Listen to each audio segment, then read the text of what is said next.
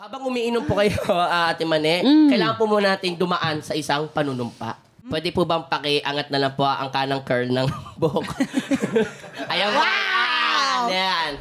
Ate Mane Iris, do you swear to tell the truth, the whole truth, and nothing but the truth? So help your beautiful self. Of course. Yes! And with that, let's... Iris tayo, di ba? Yes, we call each other Iris. Kasi pareho kaming may Irish blood. Oh, kasi yung mga ganyan. Yes. So, kaya naging Iris. Kaya Iris ang tawagan namin. Sige lang, oh. Anyways, I'm sure napakaraming interesado dito sa ating topic ngayon kasi ang iimbestigahan natin, realistic ba talaga ang 50-50 sa relasyon? Ay, alam mo, ang ganda pong topic niyan kasi yan talaga madalas pinag-uusapan, yan yung ugat eh. Di ba? Sa relasyon, maraming reklamo, di ba? At iba-iba yung aspeto niyan, 50-50 sa pera, Naku! sa pag-aalaga ng bata, Apo. 50-50 sa gawaing bahay, 50-50 sa sex, sinong sa ibabaw ngayon, sino sa ilalim, ganon. Ito din, 50-50 pag hindi ka sumunod. Yari ka sa misis mo, 50-50 ka. Di ba? Di ba? Nakaka-excite talaga to. Pero unahin muna natin ang usaping pera. Ayan. Ayan. Ate Mane, nag-agree ka ba na dapat sa financial ng mag-asawa, 50-50 kayo? Hindi totoo. Oo. Kasi, alam mo, pwede namang kung sino yung kumikita ngayon, maglagay ka dito. Malay mo, ako naman wala akong kita today. O di hindi muna. 'Di ba? Tapos siya naman. Alam mo, kaya nga kayo magkatuwang eh. Hindi naman kailangang 50-50. Mag-4 ako, mag-4 ka rin. Hindi ganun. Magbigay ako, magbigay ka rin. Hindi. Para sa akin na, of course, wala naman, we don't have anything against people or couples na nag-agree na ganun dapat 50-50. Diba? Hindi po natin yan binabaliwala din. Kasi yan naman ang inyong desisyon at yan ang agreement ninyo. Pero para sa akin, sa amin ni Aljon, kahit na anong maibigay mo, magkano maibigay mo? Ito ba ilalagay natin? Dito ba to? Tsaka mas maganda din yung walang, well, tip lang, no? Mas maganda din yung hindi lang iisa ang account eh. Meron kayong matutulog na money, hindi nyo itatouch. Okay. Meron kayong money na panggastos lang talaga para sa bills ninyo and all. Meron kayong oops, eto kahit na anong mangyari. Yan na yan steady lang yan. Ganon. Oo, hindi yung parang isahan. Para that way kasi alam nyo saan napunta. Wala kayong tanungan because you know. And you never fight about money. Sa totoo lang.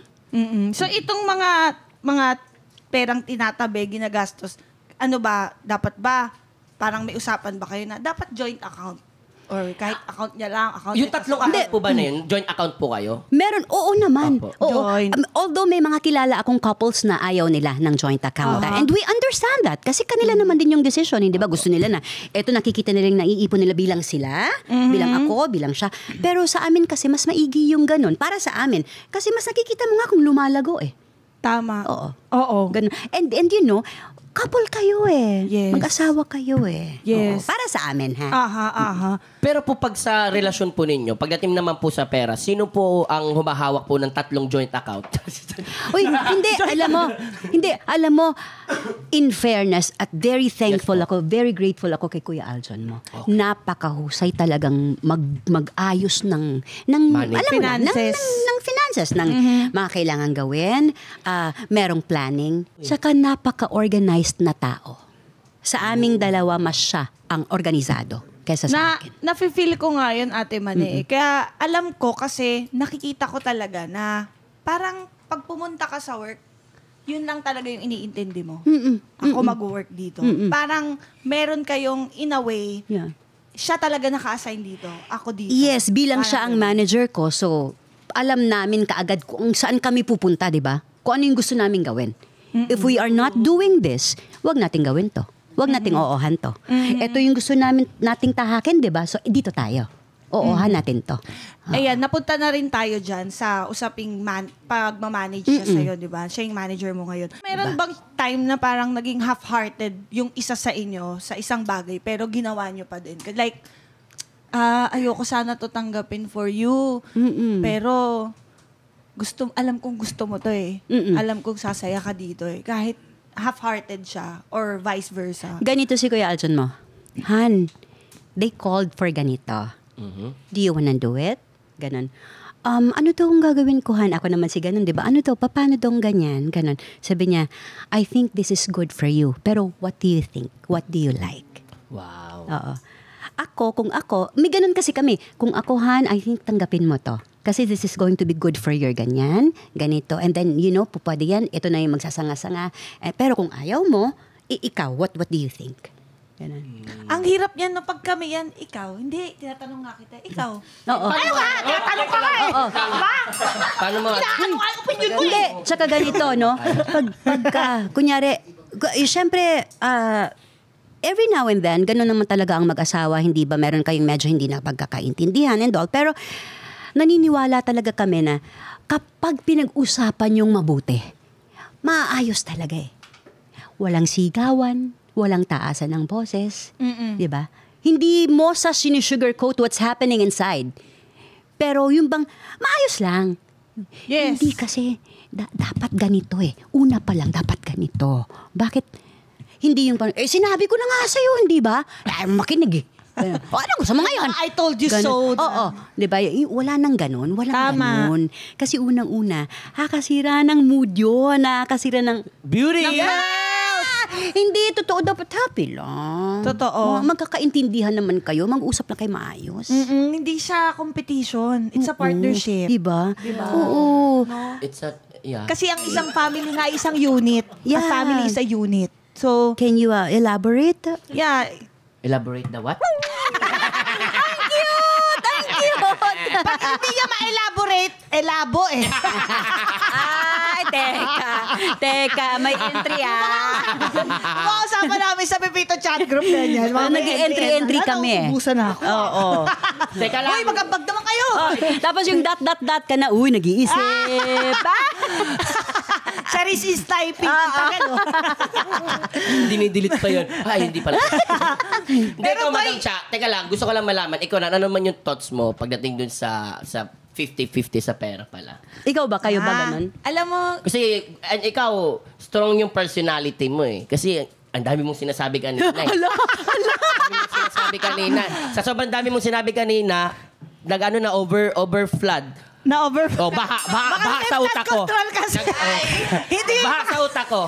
Dahil, ba't may baha? Dahil, Pangit yung pagkagawa. Pangit yung pagkagawa sa'yo. Isa kang ghost project. Hindi nga, go na. Kami, parang pareha din kaya Ate Mane and Kuya Aljon. Kung sino yung meron, siya yung bibira. Oo. Pero talagang, meron kasi kami Ate Mane, yung sinasabi mo na kailangan mag-usap ng hindi nag-aaway. Meron kaming tinatawag na kinukwento ko kanina dito sa sa YH family natin, yung Club Zen. So yung Club Zen, kahit nasaan kami, basta nandun kaming dalawa, it's Club Zen. So kahit sa CR yan namin sa kwarto, kasi we have to watch the kids. So magdi-drinks kami. Hindi ko na sasabihin kung konti o marami. Basta hindi, alam ko na yan. yes, di ba, te? Alam ko na yan, marami yan. Binuking ako. So, nagdi-drinks kami mag-asawa na kami lang or lalabas kami. Like, mamaya, kasi magre-regroup kami. Mag-uusap kami, tapos sasabihin namin lahat nang hindi ma-offend yung isa't isa.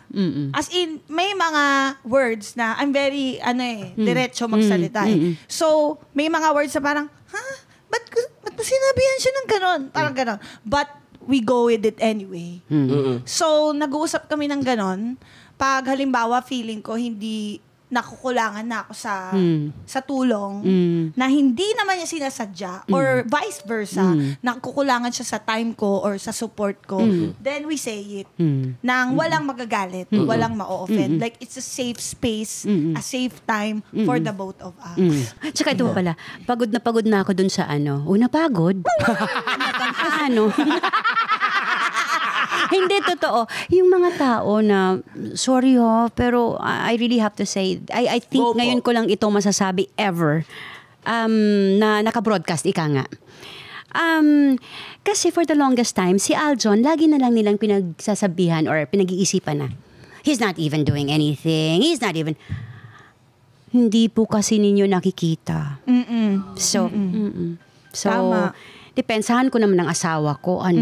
Dahil alam mo, for the longest time, napakabuting tao, napakaganda ng ginagawa sa akin, sa family, sa mga bata. So, hindi nyo kasi nakikita. Yun lang. Tingnan nyo muna. Yes. Hindi tayo pwedeng magsalita for them kasi sila lang yung nakakakita. Sila ang nakakaalam talaga nun. Kaya maging careful din tayo sa mga comments natin or sa mga pagbibigay ng advice. Oo, wag din tayo magmema-mema, no? Yes, tama yan. Thank you din natin, Mane, dahil nag-talk po kayo. Kanina pa ako nagtutok. Ayaw nga pala. Na-share niyo po yun eh. Na-share niyo po yun at nakakataba ng puso. Nakakaloka talaga to. Kanina pa ako nagtutok. Hindi, kung ako po yung mister niyo, parang ano po, Naks. Ang bait nila mag-asawa. Paano si Kuya Aljan? Paano? kunwari po, kung narinig ko po ito ako si ano, kung nakaganyan po, narinig ko, wow! Bigla, yung tataas yung, wow, thank Pogi you. points yun, no? Yes, pogi points yun. Nakakatuwa. Anytime, anyone, anyhow. Halika manood at sumigaw. Anywhere in the world, everybody in the house. Click and subscribe now. You know.